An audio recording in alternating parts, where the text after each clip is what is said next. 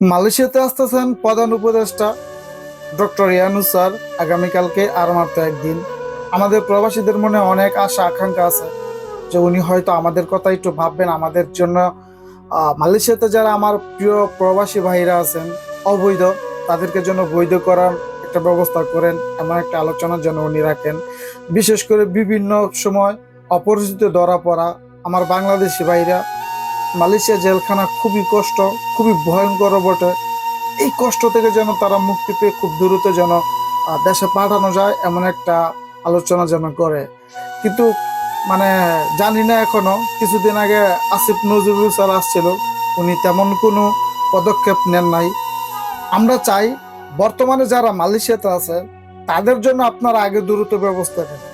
বর্তমানে বাংলাদেশ থেকে কর্মী না নিয়ে এসে মালয়েশিয়াতে বর্তমানে যে কর্মীগুলো আছে এই কর্মীগুলোকে আপনারা তাদের সমস্যাগুলা শোনেন, তাদের সুযোগ সুবিধাগুলা কি হচ্ছে এখন বর্তমানে মালয়েশিয়াতে। দেখেন, হাজার হাজার প্রবাসী মাসের পর মাস বেকার বসে রয়েছে এবং কি কাজ করে ঠিকমতো বেতনও পায় না। অনেক রকমের সমস্যা জর্জরিত বর্তমানে বাংলাদেশি ভাই যারা মালয়েশিয়াতে আছেন। শুধুমাত্র মালয়েশিয়াতে যারা আছেন তারা বুঝেন যে বর্তমানে মালয়েশিয়াতে কি অবস্থা। দেশে থেকে এটা আপনারা কোনোদিন এটা কল্পনা করতে পারেন না। অনেকেই ভাবেন যে অনেকে অনেক টাকা বেতন পাচ্ছে, হ্যাঁ, তার জন্য আপনারা মানে বাড়ি ভিটা বন্ধক দিয়ে পাইলেও চলে আসেন প্রবাসে।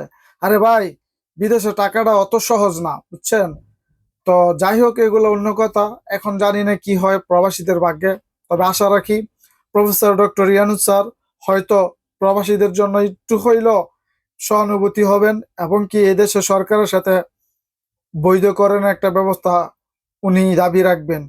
তো সবাই নিজ নিজ জায়গা থেকে প্রস্তুত থাকুন। যারা মালয়েশিয়াতে দায়িত্বশীল ব্যক্তিরা আছেন সরাসরি প্রফেসর ডক্টর ইয়ানুসের সাথে আপনারা দেখা করতে পারবেন, কিংবা যদি এমন কোনো পরিস্থিতি থাকে, সুযোগ যদি থাকে যে আপনারা ওনার কাছে চিঠির মাধ্যমে কোনো দায় দাবি তুলে ধরার, আশা করব যে মালয়েশিয়াতে দায়িত্বশীল বাংলাদেশি ভাই যারা আছেন আপনারা অবশ্যই প্রবাসীদের পক্ষ থেকে এতটুকু সাহায্য করার চেষ্টা করবেন।